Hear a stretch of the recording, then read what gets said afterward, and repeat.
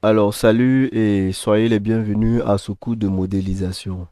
Aujourd'hui, nous allons parler des maillages, précisément de l'ajout, la suppression, la duplication, le clonage des maillages. Nous verrons également comment organiser notre travail en utilisant les collections. Les collections sont accessibles à travers cette fenêtre-là que nous avons ici, en haut à droite. Ok, ici dans notre vue 3D, qu'on peut également appeler viewport en anglais, ou scène, vous avez un maillage primitif. C'est à partir de ces éléments-là qu'on peut modéliser un personnage, une maison, une voiture et plein d'autres éléments. Comment ajouter ces maillages d'abord et comment les supprimer? Très bien. Pour les ajouter, il suffit d'utiliser le menu de roulant Add ici en haut, Add, et vous venez dans Mesh. Mesh, vous avez tous ces maillages primitifs là, plan, cube, cercle, ainsi de suite. Alors, nous allons partir d'un cube. Nous allons également utiliser une sphère pour modéliser le personnage que je vais vous présenter. Pour supprimer ces maillages que nous ajoutons à notre vue 3D, il suffit de cliquer sur la touche X du clavier. Cette touche-là, X, sur la touche X du clavier. Ok, donc X et je clique sur Delete. Alors, je disais tout à l'heure que je peux rajouter un maillage primitif en passant par le menu déroulant Add. Je peux également utiliser un raccourci et ce raccourci-là, c'est majuscule et A combiné. Donc, vous cliquez sur Shift. Shift, c'est la touche majuscule plus A. C'est à travers cette combinaison de touches-là que vous pouvez ajouter des maillages primitifs à votre vue 3D. Et donc, je fais Shift, je ne lâche pas la touche et j'appuie sur A. Et j'ai le même menu que lorsque je clique sur le menu de roulant Add. Ok, et là, je peux rajouter soit une sphère, voilà, ici une sphère, ou je peux même ajouter la mascotte de Blender qui est Suzanne. Ok, voici Suzanne. Je peux cadrer l'élément en cliquant sur le point du pavé numérique. Donc ici, vous avez le point ou le slash qu'on utilise également pour cadrer l'élément. Et donc, la différence c'est qu'avec le slash, vous avez vu, non seulement on arrive à cadrer cet élément-là, à le zoomer, mais on fait disparaître tous les autres éléments. On a pu également encore sur le même slash pour faire revenir les autres éléments et notre vue 3D à l'état initial.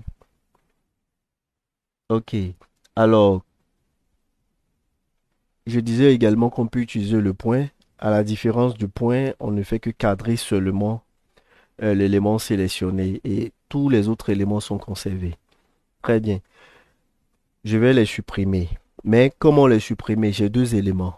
Je vais ajouter d'autres et puis profiter pour vous présenter ce qu'on appelle la sélection par fenêtre qu'on a vu précédemment dans les documents PDF.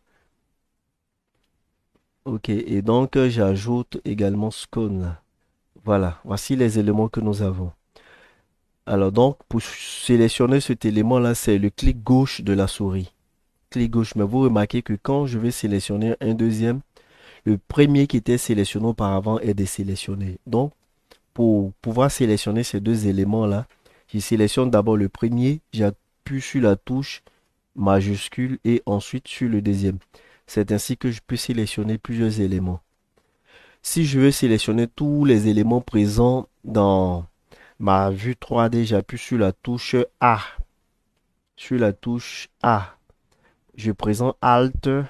Vous allez voir ce pourquoi je vous présente cette touche. Donc A pour tout sélectionner et Alt A pour désélectionner.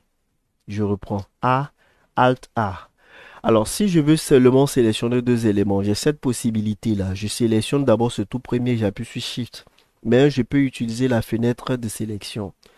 Comment ça se fait? Vous faites un clic gauche enfoncé, vous ne relâchez pas et vous tirer la souris pour pouvoir sélectionner ces éléments-là. Ok, ça c'est la fenêtre de sélection.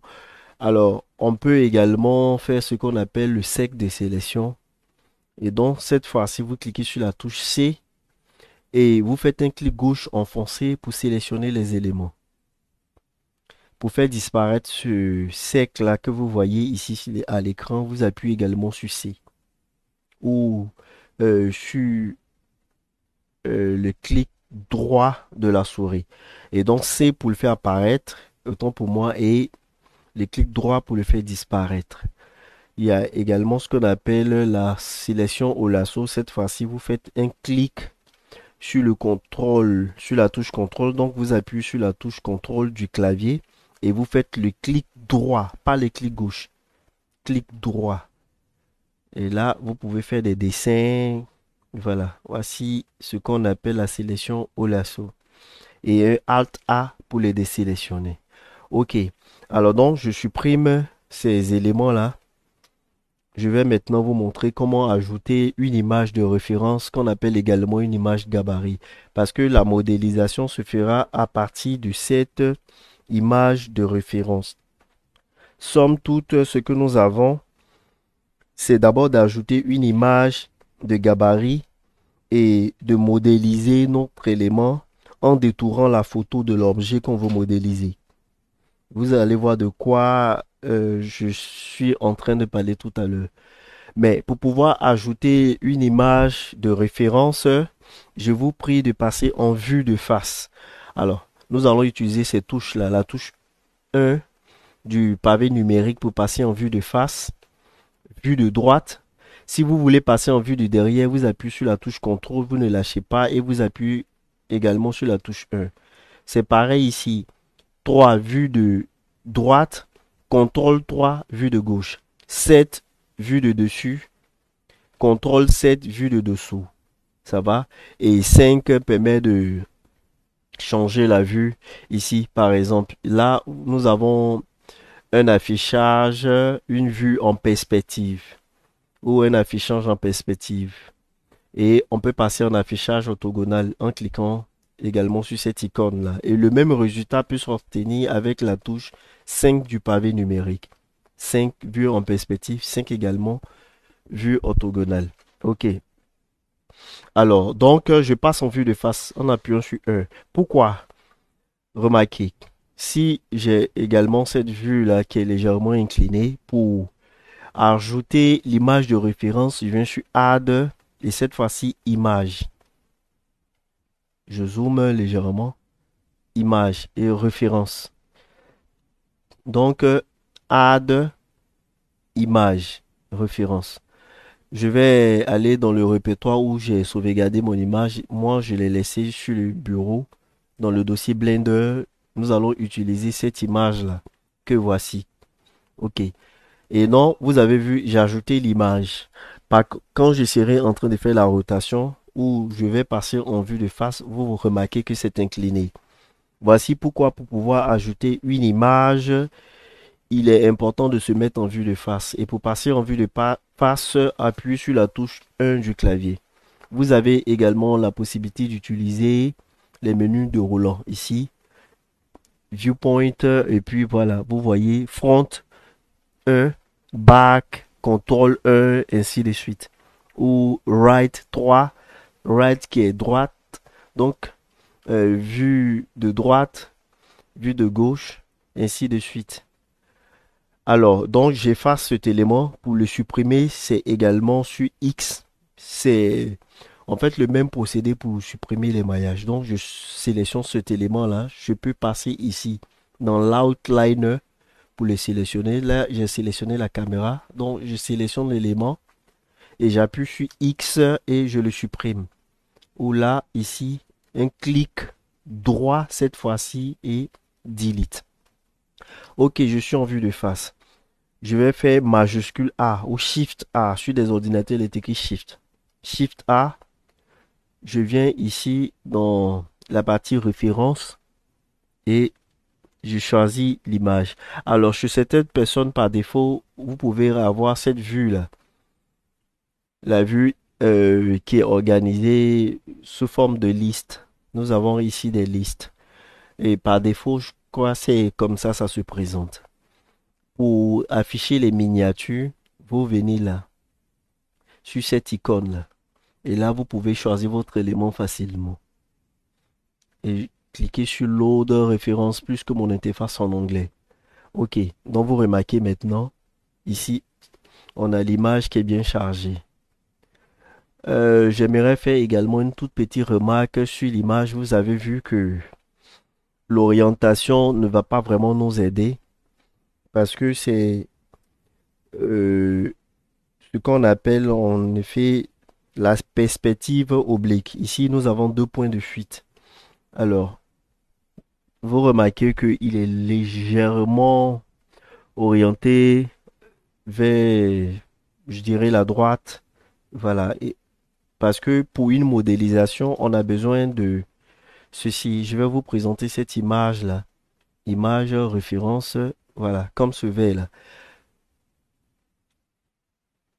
OK, voilà. Et donc, on doit avoir une image comme celle-ci qui est bien présentée, de sorte que quand on fera la modélisation, c'est-à-dire l'objet doit être de face et pas un objet qui est légèrement orienté soit vers la gauche ou vers la droite, parce que ça va nous poser des problèmes dans la modélisation. Ça va fausser les formes réelles de l'objet.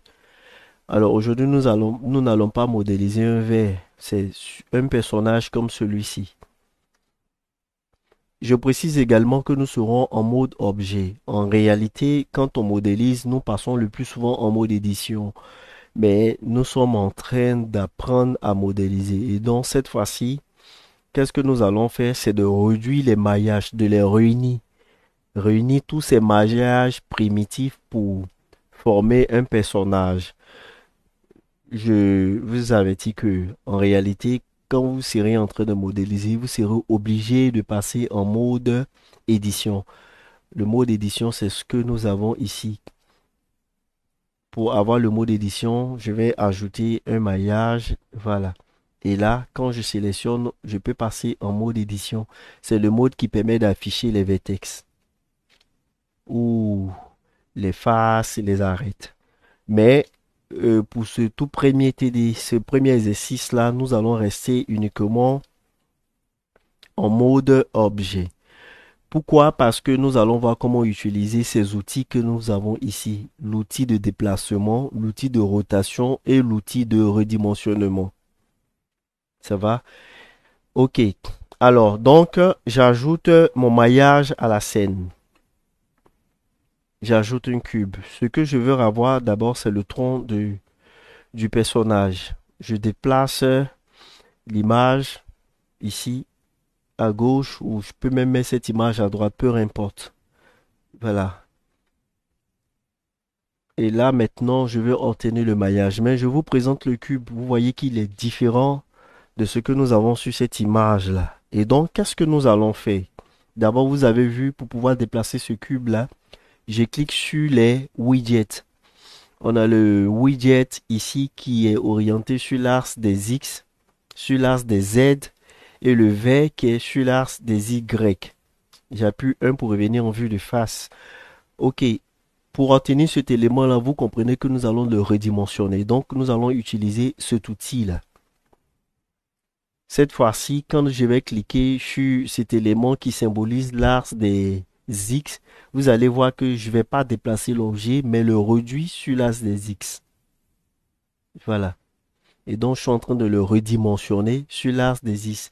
Je peux l'agrandir, vous voyez, en cliquant seulement sur les widgets que nous avons. OK. Et je précise que pour cela, nous avons également des raccourcis. C'est ce qui est extraordinaire avec Blender. Tout ce qui peut se faire avec l'interface utilisateur peut être également fait à travers des raccourcis. Et moi, j'utilise énormément les raccourcis. Progressivement, vous serez obligé de les utiliser, vous serez habitué, vous allez les mémoriser. Le raccourci pour redimensionner nos objets, c'est S. Voilà. Et donc, je vais aller un peu plus vite. OK. Et donc, vous remarquez ici, on peut contraindre le redimensionnement. Si je veux le contraindre sur l'axe des X, j'appuie sur S et X. Et là, j'ai le même résultat que lorsque j'utilise les widgets. Très bien. Et donc, voilà, je réduis mon élément de sorte à avoir le tronc. Qu'est-ce qu'il faut ajouter? Si je suis d'accord avec le résultat, ok, je continue.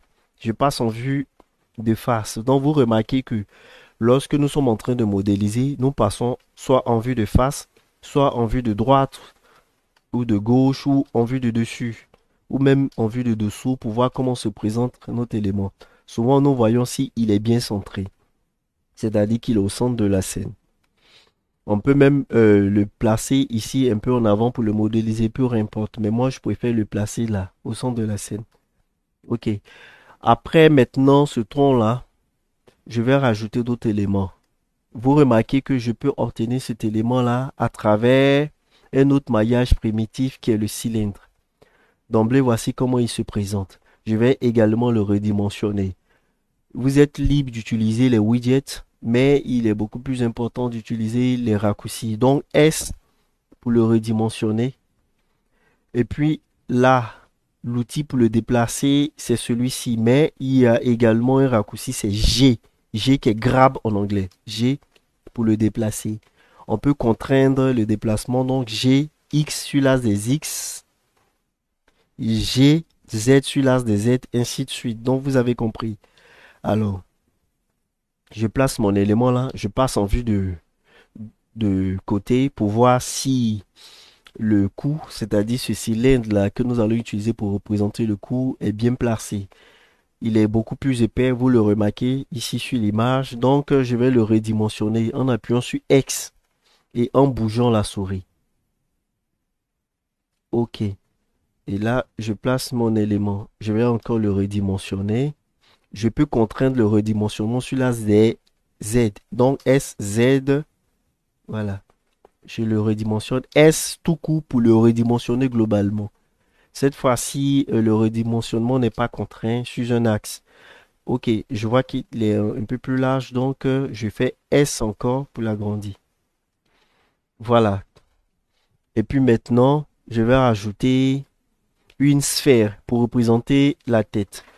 Donc, Shift A et puis la sphère.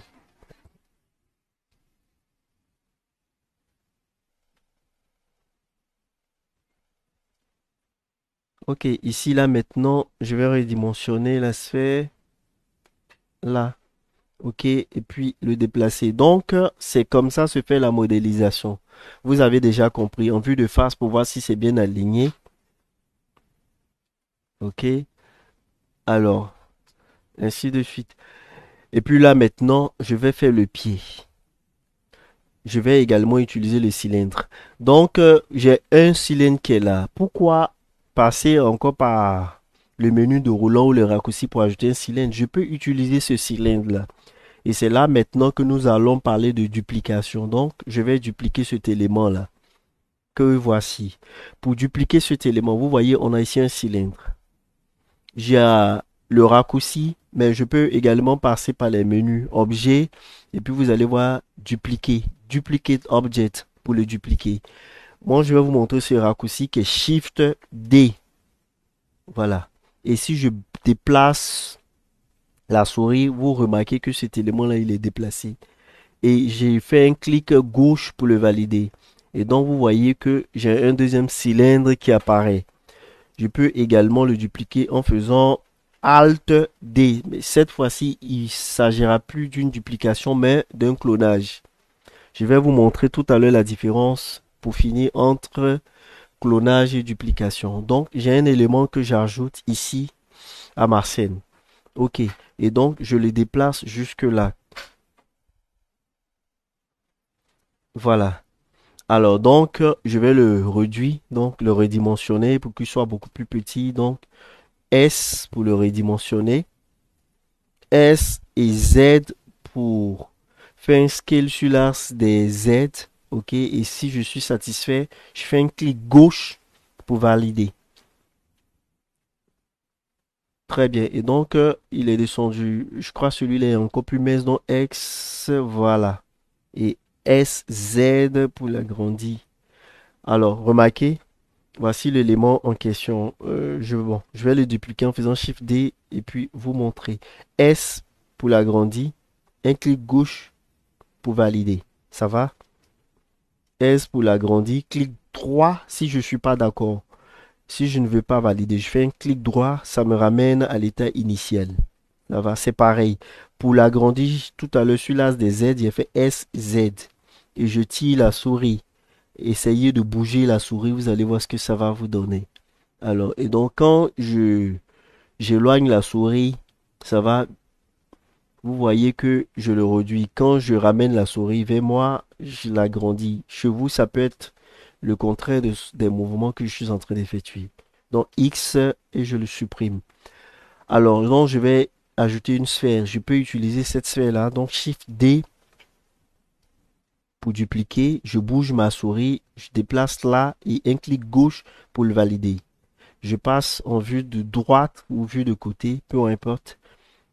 Alors donc, vous avez vu 3 pour vue de droite, contrôle 3 pour vue de gauche. Mais je peux les appeler également vue de côté. OK. Et donc, pour pour le redimensionner, je peux passer par les widgets, mais il est préférable le plus souvent de passer par les raccourcis. Parce que c'est beaucoup plus pratique quand vous voulez faire un redimensionnement global. C'est-à-dire le réduire ou l'agrandir entièrement. Pas sur un as, bien sûr. Pas lorsque vous voulez contraindre le redimensionnement sur un as. Non, S pour le réduire. OK. Je prends le widget pour le déplacer. C'est beaucoup plus précis. Contrairement à G, vous avez vu, je peux me tromper. Voilà pourquoi je fais un clic sur les widgets pour les déplacer. En vue de face, je le réduis encore. OK. Et là, j'utilise, vous voyez, un clic gauche sur les widgets pour les déplacer. Si je suis satisfait, je conserve. OK. S encore pour le réduire. OK. Là, cette fois-ci, je crois que ça va. Je vais faire entrer. Voilà. Réduire légèrement mon élément. OK. Et puis, faire monter le cercle, voilà, qui est là. La sphère, excusez-moi. La sphère, autant pour moi. OK. Là, vous avez compris, le dupliquer et puis le déposer. Vous avez vu que c'est pas vraiment bien positionné. Voilà pourquoi j'aime passer par euh, les widgets quand il s'agit de les déplacer. Donc, Shift D, je valide en faisant un clic gauche. L'élément est bel et bien là. Le voici qui est là. Vous remarquez ici auparavant, j'avais un cylindre 001, rien d'autre. Quand je fais Shift D, j'ai un cylindre 002. Je fais un clic gauche pour le valider. Et là, maintenant, je prends le widget et là, c'est beaucoup plus précis. OK. Et là, ici, je vais la longer sur l'as des Z, donc SZ.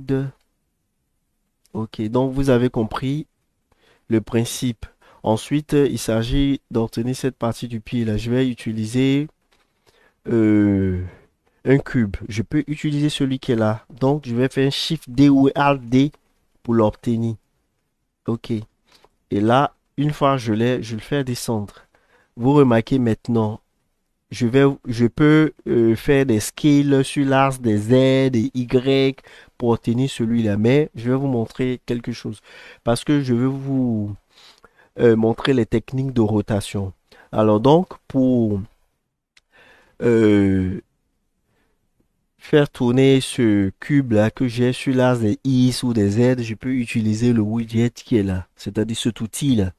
Donc je clique sur l'outil de la rotation et cette fois-ci maintenant j'utilise, vous voyez ces widgets là, les couleurs. Si je veux la rotation sur l'axe des X, je clique sur le rouge et je fais bouger la souris. Je fais bouger la souris et lorsque je suis satisfait du résultat, je n'ai qu'à lever le doigt. Je fais plus de clics enfoncés, bien sûr. Ça va? Alors, sur l'as des Y, c'est cet élément-là. C'est ce qui est là. Et sur l'as des Z, c'est ce qui est là. Ça va? Il suffit de faire un clic. Alors donc, je fais un CTRL Z pour annuler tout ce que j'avais fait. CTRL Z, OK. Le CTRL Z, c'est ce qu'on a l'habitude de faire quand on fait des saisies. Je peux également utiliser le raccourci. Le raccourci, c'est R. Voilà. Et R, vous avez vu, je suis en train de faire une rotation de l'élément. Je fais CTRL Z pour ramener. Et si je veux restreindre le raccourci sur l'axe des X, donc vous avez toujours tout de suite compris, il faut faire R et X pour le restreindre sur l'axe des X, R, Z sur l'axe des Z, ainsi de suite. OK. Et donc cet élément-là, je vais faire une rotation sur l'axe des X. OK, je suis pas satisfait du résultat, je continue. Voilà, mais il y a une autre possibilité de faire la rotation, c'est en utilisant le menu N. Le menu N, vous appuyez sur la touche N et vous avez ce menu-là. Et vous remarquez ici, il est marqué rotation. Rotation.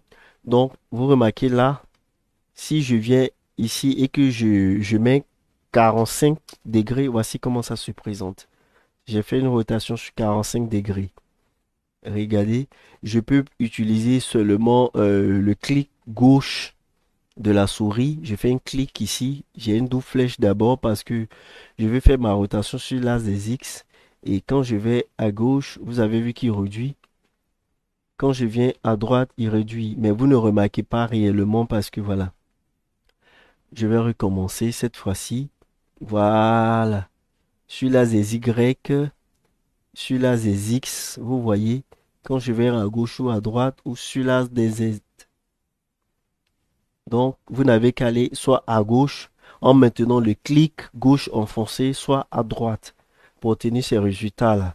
Et vous pouvez revenir ici, taper sur, vous pouvez utiliser le pavé numérique, tout ce que nous avons là.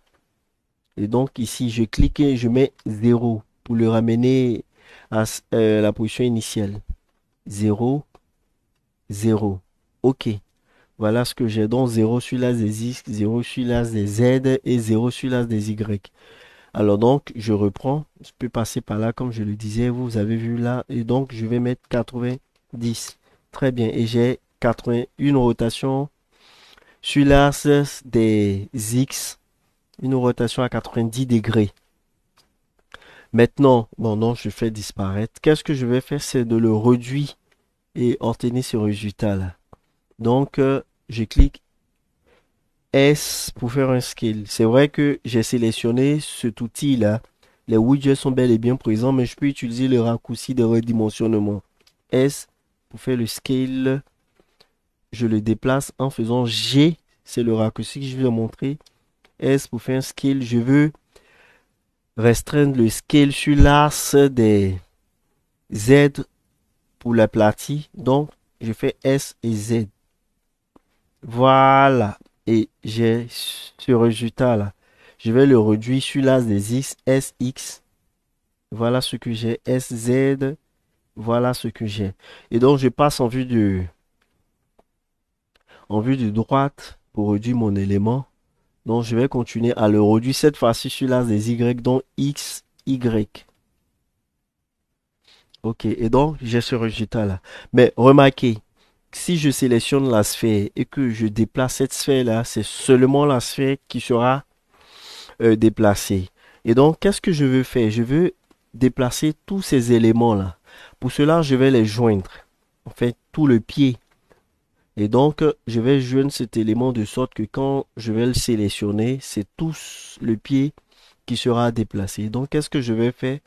Je sélectionne celui-là en premier. Je peux sélectionner même celui qui est en bas en premier. Alors, là, je maintiens sur la touche Shift là et je fais CTRL J.